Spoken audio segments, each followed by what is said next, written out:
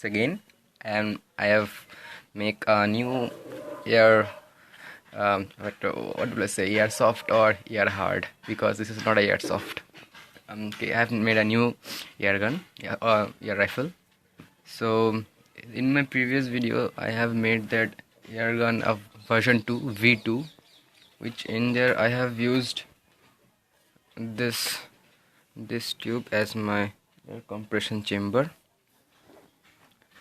But the problem I was facing with this, because it has a very good side and a bad side also, because this is very thick one, so it can hold much air up to 1000 to 1500 psi. And but the problem was this was very short, so it cannot hold that much of air, quantity of air, but it can hold much higher psi.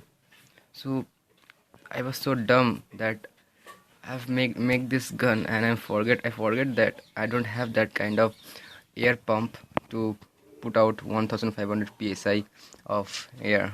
I have only a hand pump that is producing about 300 psi. So I need to go about to a much larger container of higher capacity. So actually broke down my previous gun because of that, because I get only 5 to 6 shots per full fill. That is not good. Good. That's not good. So that's why I've broken down my gun and I have make a new one. And here it is.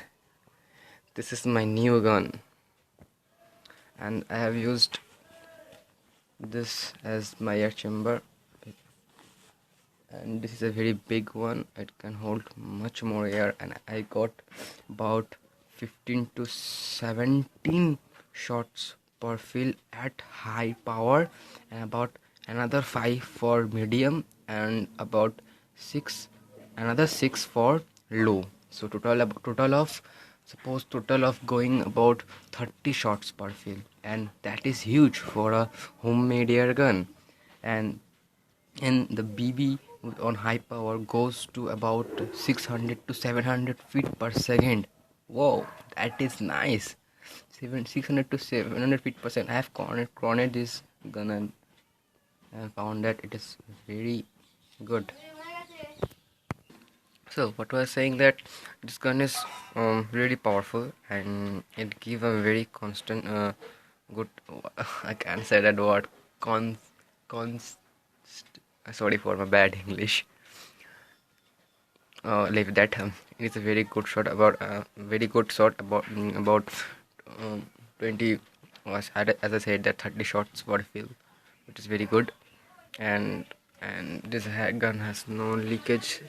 I have fully shield, and I have this gun does not leak anymore, because I have done the sealant very good. So this gun has, if I pump it up to full and lift that gun about 1 day, after 1 day I come and use that gun, I will get same psi, same power. So the gun does not have any leakage. So have this trigger mechanism is very simple. I can This is a trigger which is moving this part, and this is the hammer locker, and it's like that. And you pull this trigger, this will pull the hammer locker, and it will decock the hammer, and the hammer will strike the strike rod. Now the hammer is striking on the strike rod. Okay, I will show it to you. You can actually see this in my previous gun, because it's the same mechanism I have used in my previous gun. Same mechanism, same loading technique.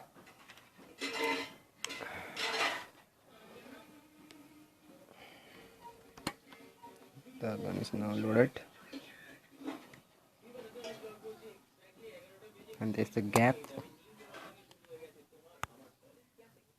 and there is the gap. Now when I pull this trigger, this will release the hammer, and the hammer will